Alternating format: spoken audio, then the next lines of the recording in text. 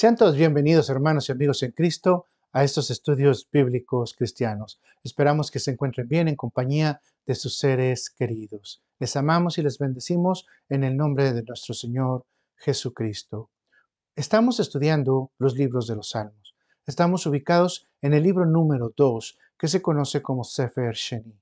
Estamos estudiando el Salmo 63, que se conoce con las letras en alfabeto hebreo Samet and Gimel. El Salmo 63 contiene 11 versículos bíblicos en la versión Reina Valera y lo vamos a estudiar en tres grandes temáticas para tratar de sacar el mayor provecho del mismo. Para quienes no me conocen, mi nombre es Luis Enrique Gutiérrez, soy su hermano en Cristo y estoy a sus órdenes. Les voy a pedir, por favor, que me acompañen a orar. Gracias, amadísimo Señor, por este tiempo que nos das. Tu palabra dice que tus misericordias son nuevas cada mañana y que tus misericordias son para siempre.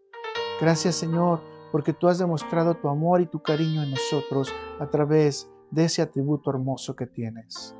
Padre, te pedimos que podamos entenderte cada día y que te busquemos en alabanza, en adoración, que siempre estemos clamándote a ti, que entendamos que tú estás listo y dispuesto a ayudarnos, que tú eres nuestro oportuno socorro, que te busquemos siempre, en todo tiempo, que te busquemos en todo lugar y ante cualquier situación. Te pido, Padre Celestial, por si algún hermano, alguna persona está pasando un problema o dificultad, alguna tribulación, aflicción, enfermedad, Padre Celestial, que entienda que te tiene que buscar de todo corazón. Padre, te pido por aquellos que en su conocimiento no te han alcanzado. Te pido también que abras nuestros ojos, nuestros oídos, nuestro corazón, Padre Celestial, para poderte ver. Ayúdanos, Señor, a que siempre tengamos reverencia a ti, a que todo lo que aprendamos el día de hoy sea en beneficio de los demás y podamos llevarlo y transmitirlo, Padre Celestial, para que no solamente encuentren el camino de la sanación, sino también el camino de la salvación. Ayúdanos, Señor, a ser mejores cada día para ti. Que tu palabra transforme nuestros corazones para que hagamos cosas buenas. Gracias, Señor, por este tiempo que nos vas a permitir estudiar. Gracias, Señor, porque tenemos que entender que primero te tenemos que buscar a ti antes que mostrar nuestra necesidad. Oh, Señor, grande y misericordioso eres tú. Oh, Señor, que nuestra alabanza alcance a ser escuchada en tus oídos y que nuestras oraciones sean como incienso agradable a ti. Bendícenos, Padre Celestial. Ayúdanos durante este estudio. Purifica mi mente, mi corazón, mi lengua, Padre Celestial, para poder llevar tu palabra con la mayor santidad y purificación posible. Gracias, Padre Celestial. Te pido por cada uno de los hermanos que pongas a presto sus pies, sus manos y sus brazos para alabarte, pero también para comunicar el Evangelio, para llevar las buenas nuevas de salvación. Gracias, Señor, porque tú has sido bueno. Acompáñanos durante este estudio. Acompáñanos con tu palabra. Acompáñanos con tu denuedo. Y que sea siempre tu santa voluntad en nosotros. Amén, amén y amén. Permítame iniciar con una breve introducción.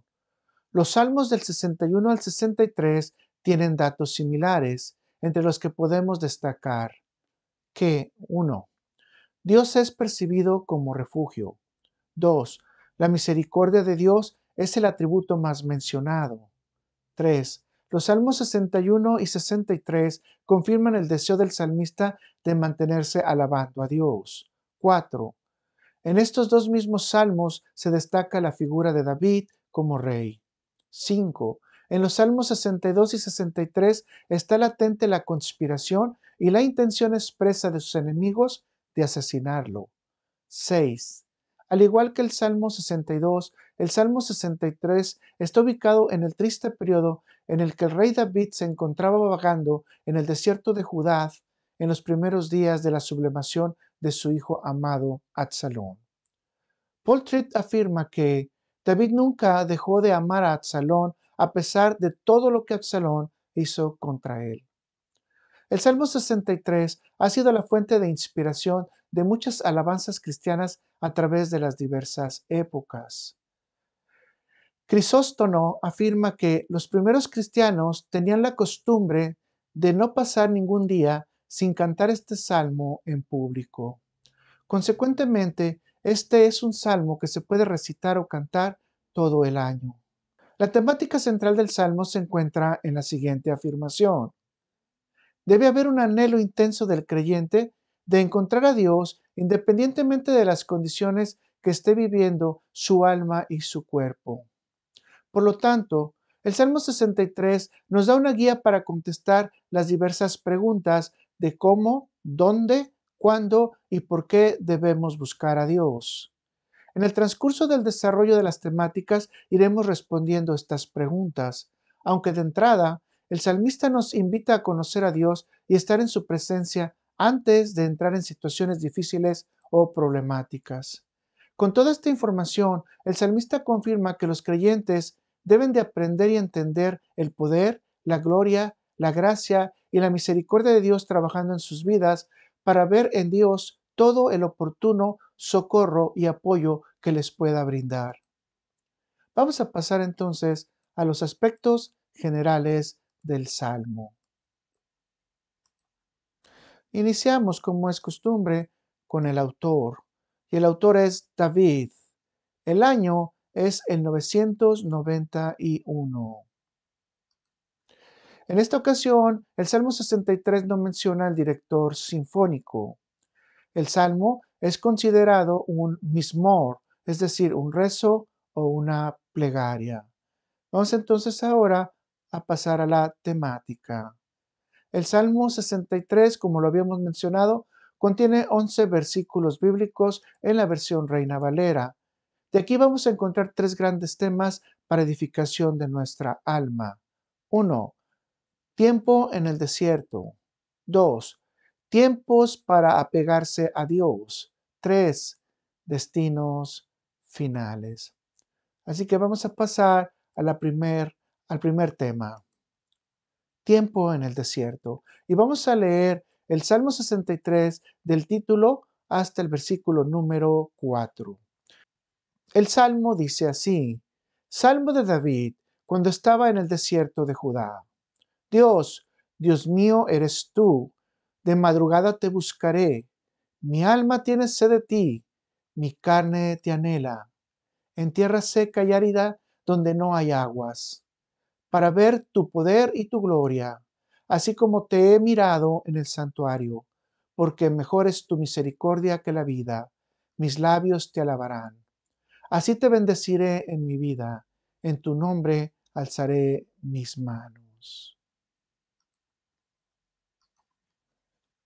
El Salmo tiene su principal escenario en el desierto de Judá. El desierto es una figura compleja en la Biblia debido a que mucha comunicación entre Dios y los humanos ha tenido su desarrollo en este lugar. Podemos mencionar por lo menos tres aplicaciones. 1. En el desierto, Dios corrige y comunica con su mensaje. Por ejemplo, el ángel de Jehová le dice a Agar que tiene que regresar al campamento y ponerse sumisa a su ama. Génesis 16, versículos del 6 al 11. 2. En el desierto, Dios instruyó a sus siervos sobre específicas misiones. Por ejemplo, Moisés le fue entregada la misión de rescatar a Israel de Egipto. Esto lo encontramos en Éxodo 3, versículos del 1 al 14. 3. En el desierto, Dios rescató a quienes clamaron a Él en su necesidad, como es el caso del rey David en el Salmo 63 que estamos estudiando. Como se puede observar, el desierto ha sido testigo de muchos encuentros de Dios con los seres humanos. Entonces, el creyente debe estar ahí varias veces para incrementar la comunicación con Dios. Spurgeon comenta: los vivos deben hacer duelo y sufrir, así como reírse, regocijarse, porque las mentes y los corazones deben cambiar. Por tanto, no debería sorprendernos que los alegres hijos de Sión no siempre estén en el templo, sino que a veces sean llevados al exilio y se suspire en una tierra desierta. La interpretación popular del desierto es que el ser humano está pasando dificultades, aflicciones o tribulaciones, entre otras cosas como estas. Si bien esta es una aplicación correcta, el Salmo 63 enseña que aunque estemos viviendo estas experiencias, hay esperanza porque Dios está más cercano que nunca a nuestro corazón y pronto va a llegar el oportuno socorro, rescate y ayuda divina. El salmista está enseñando que aún en la persecución y la soledad en el desierto, ahí está Dios. Así que, si estamos pasando tiempo en el desierto, es un buen momento para buscar la presencia de Dios y confirmar su respuesta. Continuando con el Salmo, en el versículo número 1, Dios, Dios mío, eres tú, de madrugada te buscaré, mi alma tiene sed de ti, mi carne te anhela, en tierra seca y árida, donde hay aguas. La primera frase del versículo pierde fuerza en la traducción en español. En el hebreo original la frase es Elohim Eli Atá, que puede transliterarse como Dios Todopoderoso, mi Dios eres tú. Ahora, Dios no es alguien externo, sino un Dios personal con quien se mantiene una comunicación profunda e intensa con Él. Entonces podemos entender que quien conoce a Dios es quien busca a Dios porque hace de Dios un Dios personal. La siguiente parte del versículo parcialmente nos ubica que debemos de buscar a Dios por la mañana, aunque estemos pasando tiempo en el desierto. En Proverbios 8, versículo 17, dice de la siguiente manera: Yo amo a los que me aman y me hallan los que temprano me buscan. Esta práctica la encontramos confirmada en uno de los hábitos que tenía Jesucristo en esta tierra y que nos dejó como enseñanza. Marcos 1, versículo 35. Levantándose muy temprano de mañana, siendo aún muy oscuro, salió y se fue a un lugar de desierto y ahí oraba. De esta manera, la oración matutina es uno de los tiempos y parámetros que pueden servirnos para saber cuánto amamos a Dios y queremos estar en comunicación con Él. Aquí es donde se demuestra el deseo de todo hijo de Dios de querer contemplar la gloria de su Dios y de gozarse al estar en su presencia. En la tercera parte del versículo 1, el Salmo 63 nos lleva a elementos básicos de la antropología bíblica, en la cual se reconoce al ser humano como una unidad dicotómica, es decir, un hombre que está compuesto por alma y cuerpo. Consecuentemente, el alma y el cuerpo tienen necesidades diferentes, que pueden ser paralelas, opuestas o complementarias. El salmista expresa retóricamente que el alma tiene el deseo de la palabra de Dios, representada en el agua, pero está ausente por encontrarse en el exilio en el desierto. Con ello, el salmista está confirmando que el lugar donde está su alma no tiene nada de edificante porque está lejos de la palabra de Dios. Por cierto, el no escuchar la palabra de Dios no solo dejó seco a David y a su alma deshidratada, sino que también es una profecía que tenía cumplimiento o tendrá cumplimiento hacia el final de los días, que ha tenido también aplicaciones parciales y cumplimientos parciales en diferentes tiempos de la Biblia o en el desarrollo de la humanidad. Veamos esto en Amós 8, versículo del 11 al 12. He aquí vienen días, dice Jehová el Señor, en los cuales enviaré hambre a la tierra, no hambre de pan, ni sed de agua, sino de oír la palabra de Jehová, e irán errantes de mar a mar, desde el norte hasta el oriente, discurrirán buscando la palabra de Jehová y no la hallarán. Continuando con el salmo, podemos agregar un ingrediente más. De acuerdo con el salmista, el alma no puede ver el poder y la gloria de Dios, que también puede entenderse como el buscar ver el rostro de Dios y esperar su respuesta cuando está lejos de la presencia de Dios, debido a que se encuentra en el desierto. Aplicando este concepto a la iglesia, el alma del creyente sin Cristo está sedienta y pasando por un desierto. En relación con la carne, que pudiera también traducirse como mi cuerpo, el cuerpo anhela estar en el tabernáculo, es decir, en el santuario, no en el desierto para poder alabar a Dios con sus labios y sus brazos y sus manos. Es una necesidad estar en la casa de Dios para sentir que están completas las necesidades del alma y la carne. Los hijos de Coret expresan esto de la siguiente manera. Salmo 84, versículos del 3 al 4. Aún el gorrión halla casa y la golondrina nido para sí donde ponga sus polluelos. Cerca de tus altares, oh Jehová de los ejércitos, Rey mío, Dios mío. Bienaventurados los que habitan en tu casa, perpetuamente te alabarán. Con esto encontramos una guía bíblica. El lugar donde debe de alabarse y aprender de Dios es donde está el agua viva de la palabra y el cuerpo se encuentre en el anhelo de estar en la presencia de Dios. Pasando al versículo 3 que dice, porque mejor es tu misericordia que la vida, mis labios te alabarán. El salmista enseña una relación de dependencia total.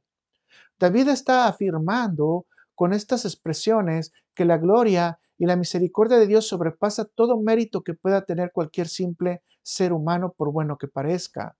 La misericordia de Dios es el atributo que demuestra el gran amor que tiene Dios por todos nosotros y que se antepone a la justicia, al juicio y a la destrucción, aun cuando lo merecemos. Para cerrar este tema, podemos juntar los elementos de estos primeros versículos y podemos dar respuesta a dos de las preguntas iniciales. ¿Cómo debemos buscar a Dios? Con mucho anhelo y afán, como alguien que tiene necesidades intensas de ver y estar en la presencia de Dios por el gran amor que le tiene independientemente de las circunstancias que esté pasando. ¿Dónde debemos buscar a Dios? Aquí podemos mencionar por lo menos 5 respuestas. 1. En las necesidades, en el contexto del Salmo, en el desierto. 2. En el tabernáculo o en el santuario. 3. En la palabra de Dios escrita. 4. En el tiempo de comunicación personal con Dios en todo lugar. 5. En los hombres que enseñan la misericordia, la palabra y la verdad de Dios. Vamos a pasar entonces al tema número 2. Tiempos para pegarse a Dios. Salmo 63, versículos del 5 al 8. Como de meollo y de grosura será saciada mi alma, y con labios de júbilo te alabará mi boca. Cuando me acuerde de ti en mi lecho, cuando medite en ti en las vigilias de noche, porque has sido mi socorro, y así en la sombra de tus alas me regocijaré. Está mi alma apegada a ti, tu diestra me ha sostenido. El versículo 5 ha traído muchas controversias debido a que muchos intérpretes lo toman literalmente y encuentran una violación a la ley alimenticia que está en el libro de Éxodo. Leamos esto en Levítico 3, versículo 17. Estatuto perpetuo será para vuestras edades, donde quiera que habitéis, que ninguna grosura ni ninguna sangre comeréis.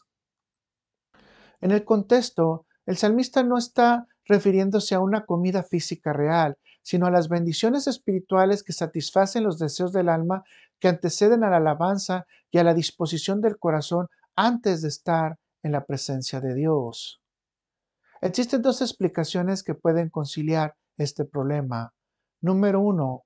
Es una expresión metafórica para comparar el alimento del alma con un banquete. Esto lo podemos entender inmediatamente porque se utiliza la palabra como, lo que abre el versículo a una comparación. Por otro lado, el alma no se nutre de comida física, sino de comida espiritual. Veamos cómo se aplica esto en Isaías 25, versículo 6. Y Jehová de los ejércitos hará en este momento a todos los pueblos banquetes de manjares suculentos, banquete de vinos refinados, de gruesos tuétanos y de vinos purificados. En palabras sencillas, es una metáfora que confirma que el alma debe de estar alegre antes de tener una comunión con Dios. Esto es el preludio antes de llenarse totalmente el alma hambrienta de Dios. 2. Es una referencia a una comida que alegra el alma. Es una figura para que el creyente entienda que su alma debe estar saciada con la comida que más agrada para que se sienta motivado y jubiloso en su alma cuando busque a Dios. El alma debe estar agradecida con Dios para que la boca alabe la gloria de Dios con todo su corazón y abundancia de palabras. Los labios que cantan alabanza deben ser alegres y expresar un júbilo interminable para adorar a Dios. Entonces, debemos de buscar a Dios con un alma llena de gratitud y saciedad para alabarlo con nuestros labios gozosamente, independientemente de nuestra situación. Dice Calvino que los creyentes, aunque sufran pobreza y persecución, pueden tener gozo, pues les va bien, en el mejor sentido de las frases, porque Dios es su amigo. En cambio, los incrédulos han de ser miserables, aunque todo el mundo los admire, porque Dios es su enemigo.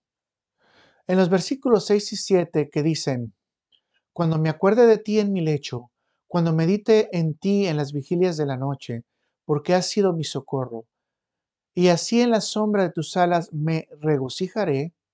El salmista está enseñando que en la noche debe hacerse memoria de la protección y ayuda que Dios da y estar en total dependencia de Dios. Note que al hablar de vigilia no solamente hace señalamiento a una acción voluntaria de estar despierto para recordar las experiencias en las que Dios ha respondido a las necesidades, sino en el meditar en su verdad, en su palabra, en sus estatutos, en sus mandamientos y en sus preceptos. El salmista nos está indicando que Dios participa activamente con el creyente en sus sufrimientos, aflicciones y tiempos de paz. Dios no impone carga que Él mismo no ayude a cargar o capacite al creyente para soportar. De esta manera Dios es activo, participante en la vida del creyente. Quizás sea un buen consejo para todos los que tenemos problemas de sueño el hacer vigilia meditando en el poder de Dios y sus atributos para que las horas de insomnio se conviertan en gozo y protección. En el versículo 8 que dice, está mi alma pegada a ti, tu diestra me ha sostenido, es una declaración personal en la que se afirma una unión incondicional con Dios. Esto es semejante a la unión matrimonial que está en Génesis 2:24 o a la declaración que Jesús hace que el Padre y Él uno son, que se encuentra en Juan 14 del versículo 8 al 27. Esta es la unidad de fidelidad que está confirmando el salmista que debe de tenerse con Dios. Esto se puede explicar aplicando esta frase. El salmista está agarrado de Dios y le sigue a todas partes, y cuando resbala, Dios lo sujeta fuertemente para que no caiga. Dios nunca abandona a quien le busca con devoción, respeto y humildad. Con la información de estos versículos podemos dar respuesta a otra de las preguntas. ¿Cuándo debemos buscar a Dios? Tenemos tres respuestas obvias: en la mañana, en la noche, durante las vigilias. Además, la Biblia nos enseña que debemos de buscar a Dios en todo el tiempo y tratar de estar en su presencia el mayor tiempo posible. Vamos al tema número 3. Destinos finales. Salmo 63, versículos del 9 al 11. Pero los que para destrucción buscaron mi alma, caerán en los sitios bajos de la tierra. Los destruirá a filo de espada, serán porción de los chacales. Pero el rey se alegrará en Dios. Será alabado cualquiera que jura por él, porque la boca de los que hablan mentira será cerrada. El Salmo 63 tiene la característica que el salmista primero exalta a Dios, medita en él y manifiesta su posición de mantenerse adorando a Dios aun ante la persecución. Como se puede observar, es hasta el versículo 9 y 10 que el salmista revela su principal preocupación. Los conspiradores quieren destruir su alma. David tiene la plena seguridad de las respuestas que dará Dios a sus enemigos, quienes serán destruidos. Con ello, el salmista describe dos tipos de destinos diferentes. Uno, el malvado morirá a filo de espada sin una tumba formal y su carne será alimento para los chacales. 2. El justo tendrá alegría en Dios. En relación con los chacales, algunos mencionan que la traducción es incorrecta. La palabra original es chualamín, que es el plural de chual, que significa zorro.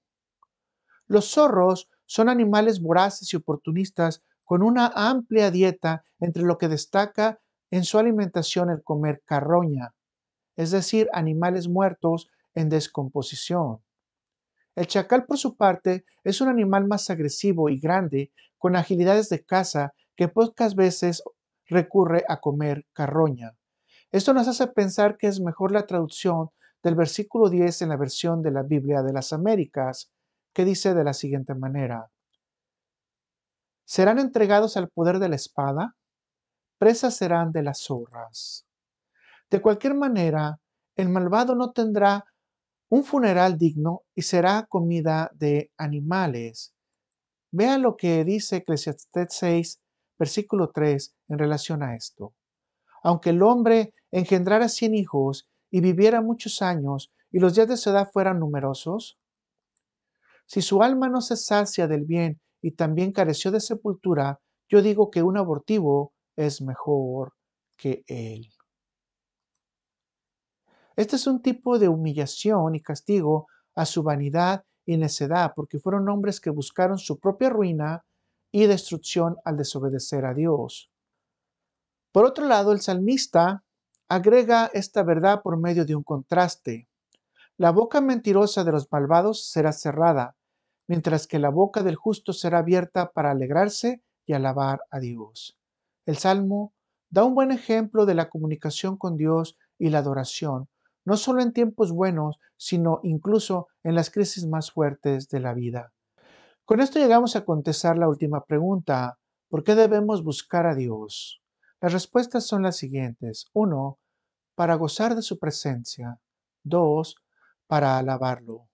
3. Para tener su apoyo. 4. Para gozar de su auxilio y protección. 5. Para tener una nutrición espiritual y corporal diaria. Agregaríamos una más: tener paz en todo nuestro ser. Todo esto puede ocurrir si estás constantemente buscando a Dios. Vamos a pasar entonces a las preguntas. Pregunta número 1. ¿Cuánto amamos a Dios para buscarlo de todo corazón? Pregunta número 2. ¿Qué oración pudiera usted hacer a Dios inspirado o inspirada en el Salmo 63? 3. ¿Qué significaría el desierto para usted? 4. ¿Por qué es importante conocer a Dios antes de las necesidades o los problemas? 5. ¿En los cultos o servicios de su iglesia encuentra usted agua viva? 6. ¿En los cultos o servicios de su iglesia puede estar en la presencia de Dios? 7. ¿Considera que es un castigo o humillación el no tener un funeral digno? 8. ¿Cuánto conoces a Dios para amarlo? 9. ¿Qué atributo de Dios es el más destacado en el Salmo 63 y por qué crees que es importante entenderlo? Agradecemos nuevamente que hayan estado con nosotros. Esperamos que la información haya sido de edificación, pero especialmente que todo sirva para ir acercándonos día a día a nuestro Dios Todopoderoso.